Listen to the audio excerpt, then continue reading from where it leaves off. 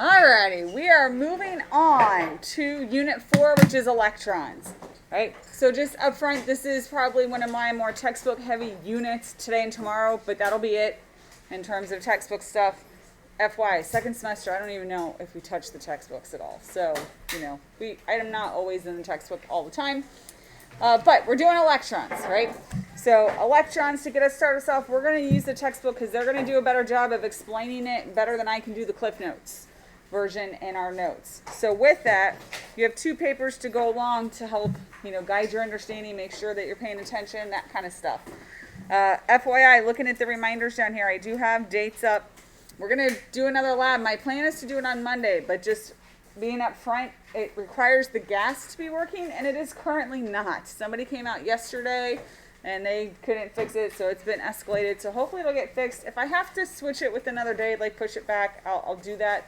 But ideally, I would like to get it done on Monday, would be my preference.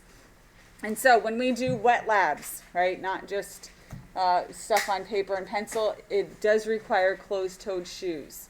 So I'll try to remind you again closer to, and you don't have to wear them the whole day necessarily, but you need to at least bring them into class, put them on while you're in class, and then you can change out afterwards if that is a concern. And closed-toed, it should cover like the whole top of your foot. Okay, so like the Crocs with holes in it, not quite as good, right? We want to make sure we're protecting our feet in case something falls. Okay, so with that, with our binder, we've got our Unit 4 divider. That's number 43 in our binder. All right, you picked up 2 papers. This one is number 44. I know you have to turn it sideways, but it does say lesson 4.1 worksheet right there near the top. And then the next one, that's the study guide. It does say study guide nice and big at the top, but then here's where it tells you that it's lesson 4.1. And so both of these worksheets together, you are going to scan a single 4-page PDF of both worksheets, right? So it's 4 sides to the 2 worksheets all going together. It's all from lesson 4.1. So we're going to put it all together here. And that's due tomorrow, but you get the entire rest of the period to work on it. So a lot of students first period were able to finish up before they left. Okay.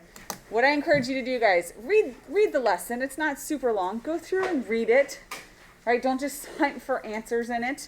The first one's more of kind of a note-taking guide, checking in, getting you to think about stuff whenever you write things down.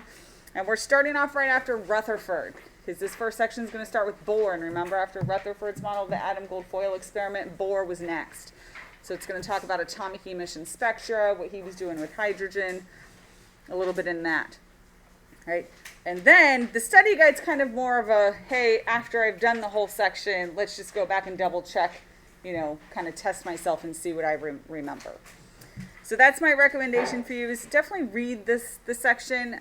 Number 44 might even be kind of like you can do it along while you're reading, but the study guide should be after you're done. Okay? All right, and that's it. That's all I have for you, unless you guys have any questions for me. All